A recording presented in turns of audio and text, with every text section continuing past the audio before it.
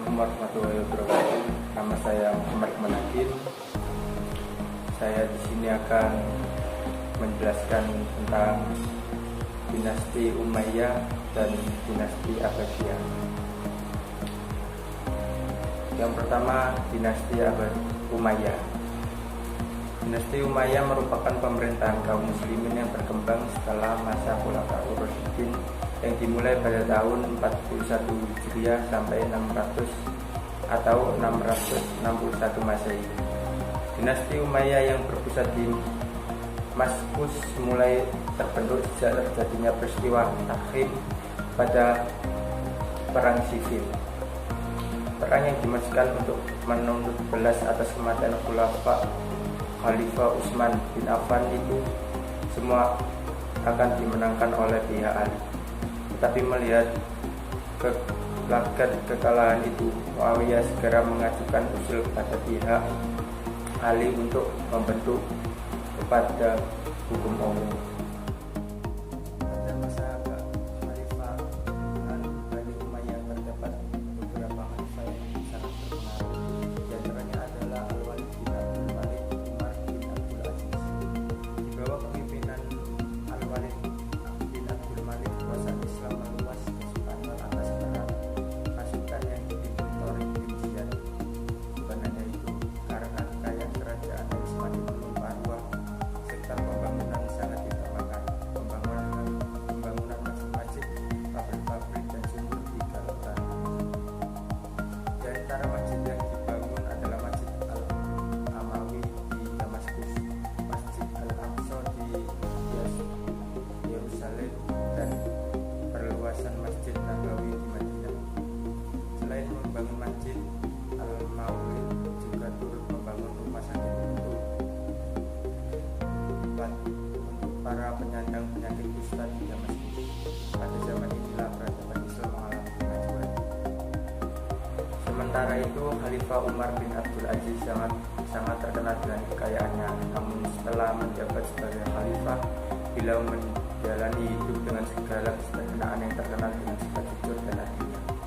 Selain terkenal karena sifatnya, Umar bin Abdul Aziz juga terkenal dengan keluasan ilmunya, khususnya di bidang ilmu hadis.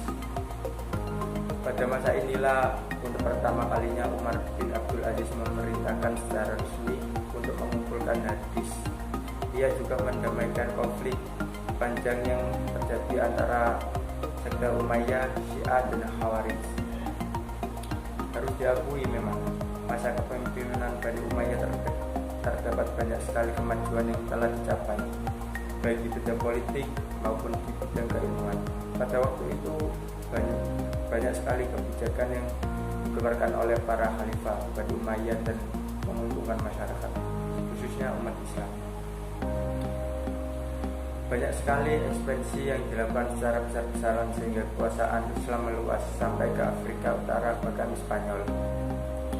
Bukan hanya itu, perkembangan pesat terlihat dari segi peradaban yang ditandai dengan semakin banyaknya corak-corak bangunan yang indah dan dibangunnya fasilitas umum yang tidak pernah ada sebelumnya. Segi pemerintahan administrasi adalah hal yang paling utama dibenahi ketika itu. Banyak sekali bidang keilmuan yang berkembang saat itu, di antaranya adalah ilmu bahasa Arab, ilmu qiraat, ilmu hadis, sampai ilmu geografi yang sudah berkembang pada masa itu. Namun semua itu sirna begitu saja semenjak munculnya kelompok-kelompok yang merasa tidak puas terhadap pemerintahan Bani Umayyah seperti kelompok Khawarij, Syiah, dan kelompok Muslim non Arab atau Mawali. Tidak adanya kejelasan sistem dan ketentuan pergantian khalifah disinyalir sangat kuat.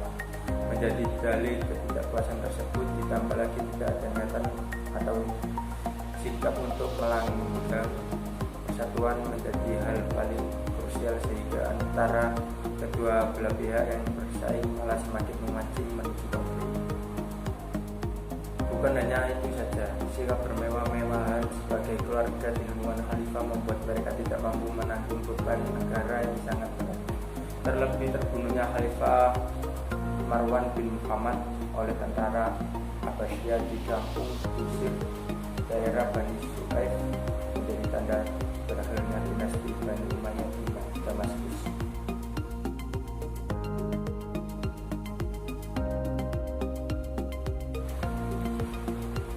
kita langsung saja lanjut yang ke sejarah Bani Abbasiyah. Kekhalifahan Abbasiyah atau Bani Abbasiyah merupakan kekhalifahan kedua Islam yang berkuasa di Baghdad, Irak. Pada masanya kekhalifahan Abbasiyah berkembang pesat dan menjadikan Islam sebagai pusat pengetahuan dunia. Kekuasaannya dimulai setelah merebutnya dari Bani Umayyah dan menaklukkan semua wilayahnya kecuali Andalusia. Bani Abbasiyah merujuk kepada keturunan paman pemuda Nabi Muhammad SAW seperti yang diceritakan dalam sejarah peristiwa Isra Mi'raj. Abbas bin Abdul Muthalib itu sebenarnya juga masih termasuk kepada Bani Hashim, anggota dari Bani Umayyah yang selamat melarikan diri dari Damaskus dan menuju Spanyol dengan menyeberangi laut tengah, lalu mendirikan kekhalifahan Umayyah. Keturunan Bani Umayyah yang selamat pemerintah Spanyol untuk waktu yang lama. Bani Abbasiyah menjadi dinasti kekhalifahan terlama sepanjang sejarah berdirinya agama Islam, yang berkuasa mulai tahun 750 Masehi sampai 1258 Masehi. Dan ibu kota pemerintahan dipindahkan ke Baghdad dan dari Damaskus pada 762 Masehi. Dalam sejarah berdirinya dinasti Abbasiyah, mereka memerintah seluruh Asia Barat dan Afrika Utara.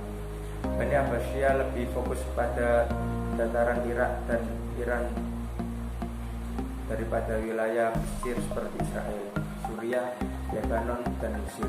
Baghdad dengan cepat berkembang menjadi kota besar dan maju dihuni oleh sekitar hampir setengah juta orang pada tahun 800-an Masehi. Awal berdirinya dinasti Abbasiyah. Dinasti Abbasiyah berdiri setelah mereka berhasil menaklukkan dinasti Umayyah.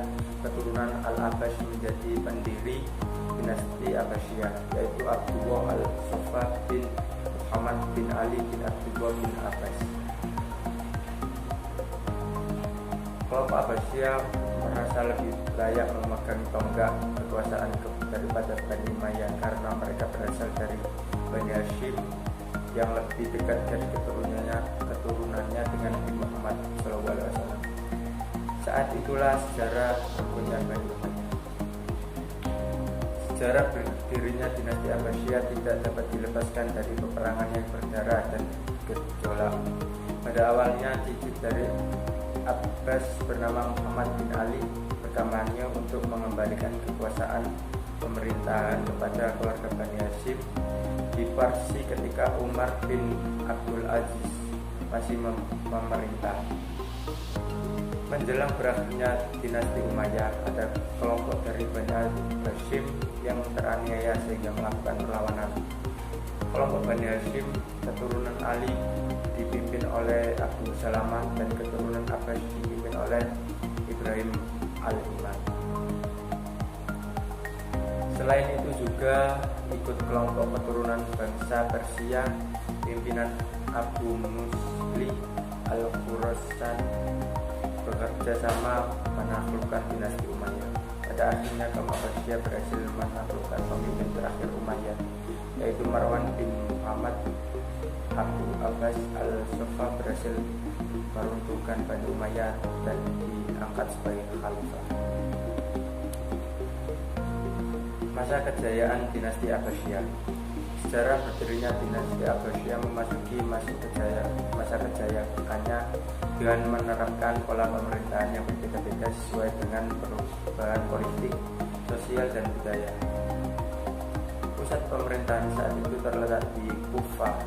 Kepemimpinan kemudian digantikan oleh Abu Ja'far al-Mansur mulai 750 sampai 775 Masehi. Saudara dari Abu Abbas, ia membangun kota baru yang diberi nama Baghdad, di mana terdapat istana bernama Madinat As-Salam.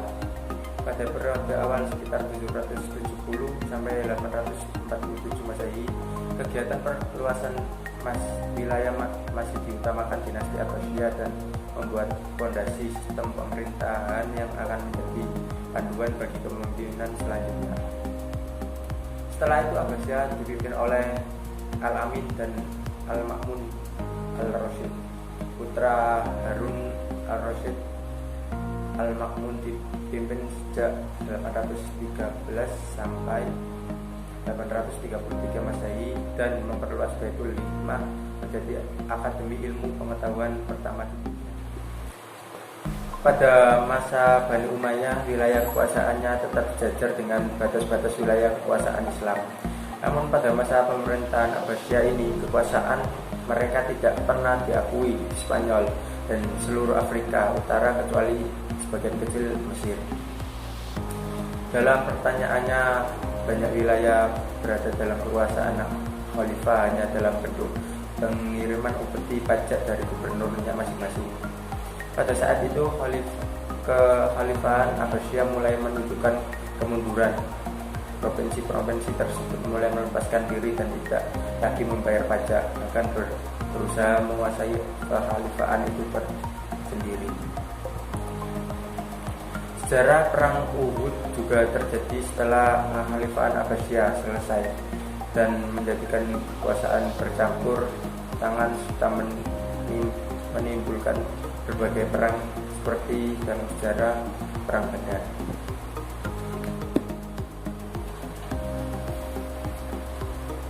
Cukup sekian dari saya tentang penjelasan sejarah dinasti Umayyah dan sejarah dinasti Abbasiyah. Kurang lebihnya saya mohon maaf. Wassalamualaikum warahmatullahi wabarakatuh.